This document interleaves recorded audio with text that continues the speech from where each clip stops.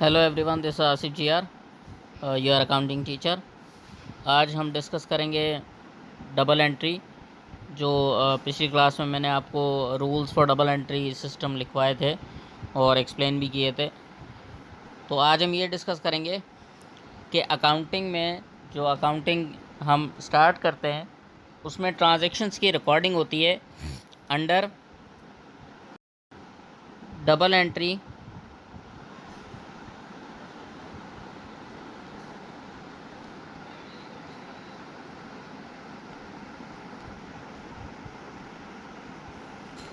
Book keeping system. तो अब सबसे पहले हमें ये डिस्कस करना है कि ये डबल एंट्री में क्यों रिकॉर्डिंग होती है। Why the transactions are recorded in double entry book keeping system. Double entry का मतलब ये है, देखें, अकाउंटिंग में कॉन्सेप्ट होता है which is known as dual aspect concept,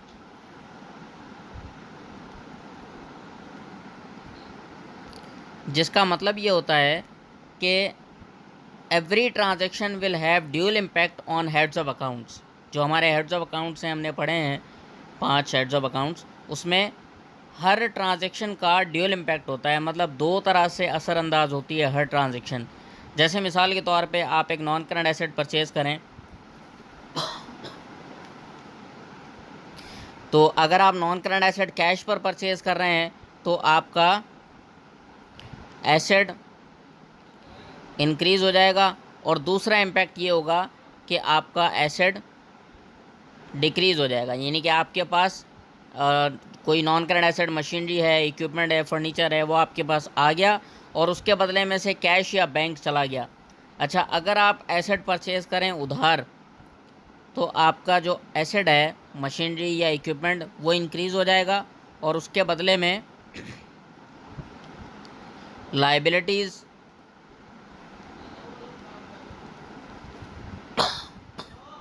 भी इंक्रीज़ हो जाएंगी। आपने एसेट ख़रीदा, वो एसेट आपके पास आ गया, वो इंक्रीज़ हो गया, लेकिन उधार ख़रीदा तो लायबिलिटी भी इंक्रीज़ हो गई। तो अब इसी तरह से हम एक क्वेश्चन है जो एग्ज़ाम्पल के तौर पे अभी हम सॉल्व करेंगे, वो मैं करवाता हूँ आपको। तो अब ये हमारे पास एक सवाल है जिसमें सवाल में लिखा हुआ है कि complete the columns to show the effect of the following transactions. ये हमारे पास ट्रांजेक्शन हैं ABCDEFGH। ये हमारे पास कुछ ट्रांजेक्शन हैं जिसमें पहली ट्रांजेक्शन है वी पे अ क्रेडिटर 310 बाय चेक। तो अब देखें इसमें क्या हुआ कि हम जब क्रेडिटर को पे करेंगे तो इसका मतलब ये है कि हमारे पास से पैसे चले जाएंगे। जब हम पेमेंट करेंगे तो हमारे पास से पैसे चले जाएंगे, तो एसेट हो जाएगा माइनस, और उसके बदले में लायबिलिटीज़ भी हो जाएंगी माइनस। ठीक है ना, ये दोनों चीज़ें माइनस हो जाएंगी। क्यों? क्योंकि हमारे पास से पैसे जाएंगे तो एसेट डिक्रीज़ हो गया, वो माइनस होगा, कैपिटल पे कोई इफ़ेक्ट नहीं आएगा इसका। ठीक है, और लायबिलिटीज़ जो है वो भी कम हो गई क्योंकि हमने पेमेंट की है, तो वो माइनस हो जाएगी। अगली ट्रांजेक्शन है bought furniture 175 paying in cash.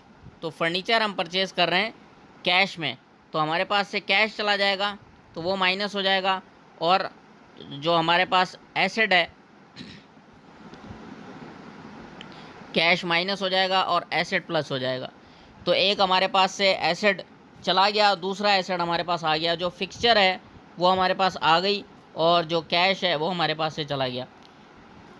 तो इंक्रीज़ इन एसेट और decrease in asset. Bought goods on time का मतलब यहाँ पे है ऑन क्रेडिट, मतलब उधार खरीदे आपने, तो गुड्स आपके पास आ गए, आपका एसेट इंक्रीज़ हो गया, और लायबिलिटी जो है वो भी इंक्रीज़ हो गई क्योंकि आपने उधार खरीदे हैं गुड्स। द प्रोप्राइटर यानी कि owner introduces another 1200 pounds in cash into the business.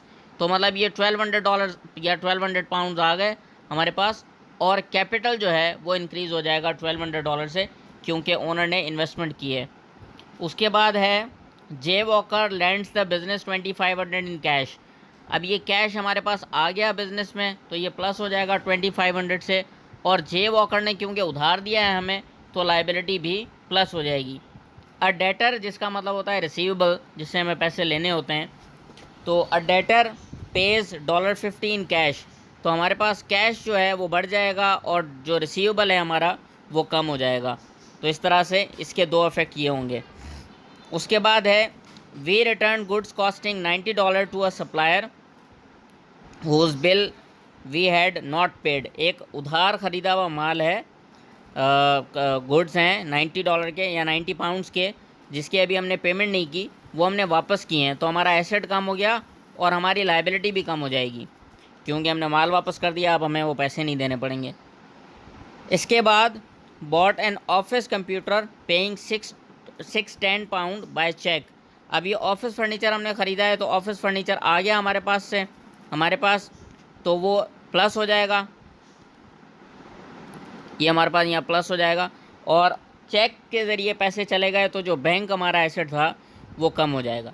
ठीक है जी, ये तो एक एग्ज़ाम्पल हो गई। अब इसी तरह की एक एग्ज़ाम्पल और मैं आपको करवाता हूँ, लेट्स चेक इट आउट। देखें, अब ये एक और सवाल है हमारे पास, इसमें भी यही कह रहा है कि complete the columns to show the effect of the following transactions. जिसमें एक हमारे पास ट्रांजेक्शन है पहली, A bought a van on time. On time का मतलब है उधार ख़रीदी $8700, तो हमारे पास एसेट जो है वो इंक्रीज़ हो गया और लाइबिलिटी भी इंक्रीज़ हो गई, ये दोनों चीज़ें प्लस हो जाएंगी। Repaid by cash a loan owed to F Duff 10,000 pounds. ये हमने लोन की रीपेमेंट की है, तो ज़ाहिर है हमारे पास एसेट हमारा कम हो जाएगा और लाइबिलिटी भी कम हो जाएगी, क्योंकि हमने उधार जो पैसे हम पर थे वो वापस कर दिए हैं। Bought goods for $1400 paying by cheque. अब ये गुड्स जो है वो हमारा एसेट है, इंक्रीज़ हो गया, और दूसरी तरफ हमारा बैंक का जो एसेट है वो डिक्रीज़ हो गया, तो वो माइनस हो गया। उसके बाद है the owner puts a further $4000 cash into the business. अब ये इन्वेस्टमेंट हुई है मज़ीद $400 की, तो सॉरी 4000 पाउंड्स की, तो ये कैश हमारा प्लस हो जाएगा और कैपिटल भी प्लस हो जाएगा। अ डेटर रिटर्न्स, डेटर का मतलब होता है receivable. A receivable returns to us goods worth 150, we agreed to make allowance for them, यानी कि हम पैसे वापस करेंगे। तो हमारा जो रिसीवेबल था वो कम हो गया, गुड्स हमारे पास आ गए, वो एसेट हमारा इंक्रीज़ हो जाएगा, लेकिन हमारा रिसीवेबल भी कम हो गया, अब हमें पैसे नहीं मिलेंगे उससे, तो वो माइनस हो जाएगा। उसके बाद है बॉट गुड्स ऑन टाइम, मतलब उधार 760, उधार ख़रीदे तो प्लस हो जाएगा, आपका एसेट बढ़ गया और आपकी लाइबिलिटी भी बढ़ गई। The owner takes out 200 pound cash for his personal use, यानी कि ओनर ने पैसा विड्रॉ किया है पर्सनल यूज़ के लिए, तो एसेट कम हो गया और कैपिटल भी ओनर का कम हो जाएगा, क्योंकि अब उसने बिज़नेस से पैसे निकाल लिए अपने पर्सनल यूज़ के लिए। वी पे अ क्रेडिटर, यानी कि पेएबल, जो जिससे हमने उधार लिया हुआ था गुड्स, उसको हम पेमेंट कर रहे हैं 1150 पाउंड बाय चेक, तो एसेट कम हो जाएगा क्योंकि चेक दिया है हमने, और लाइबिलिटी भी कम हो जाएगी। तो ये डियर स्टूडेंट्स इफ़ेक्ट्स हैं ट्रांजैक्शंस के, जो डबल एंट्री करने से पहले आपको पता होना चाहिए कि हर ट्रांजैक्शन के दो इफ़ेक्ट होते हैं, जो हमारे हेड्स ऑफ अकाउंट्स हैं उनके ऊपर हर ट्रांजैक्शन के दो इफ़ेक्ट्स होते हैं। तो या तो दोनों चीज़ें इंक्रीज़ हो रही होती हैं, या फिर दोनों चीज़ें डिक्रीज़ हो रही होती हैं, या एक इंक्रीज़ हो रही होती है और एक डिक्रीज़ हो रही होती है। तो ये इफ़ेक्ट्स होते हैं। अब देखें, हमारे पास जो हेड्स हैं ये 5 हेड्स हैं: एसेट्स, लाइबिलिटीज़, कैपिटल, रेवेन्यू और एक्सपेंसेस। तो इनके रूल्स मैंने आपको लिखवाए थे कि अभी मैंने इफ़ेक्ट्स इनके ट्रांजैक्शंस के बताए हैं कि एसेट जो है वो समटाइम इंक्रीज़ हो रहा होता है, समटाइम डिक्रीज़ हो रहा होता है, और लाइबिलिटी है वो समटाइम इंक्रीज़ हो रही होती है, समटाइम डिक्रीज़ हो रही होती है, कैपिटल है वो समटाइम इंक्रीज़ हो रहा होता है, समटाइम डिक्रीज़ हो रहा होता है, और रेवेन्यू वो हम आगे उसकी एग्जांपल्स होंगी वो हम डिस्कस करेंगे, वो भी इंक्रीज़ और डिक्रीज़ हो रहा होता है, और इसी तरह से एक्सपेंसेस हैं वो इंक्रीज़ और डिक्रीज़ हो रहे होते हैं।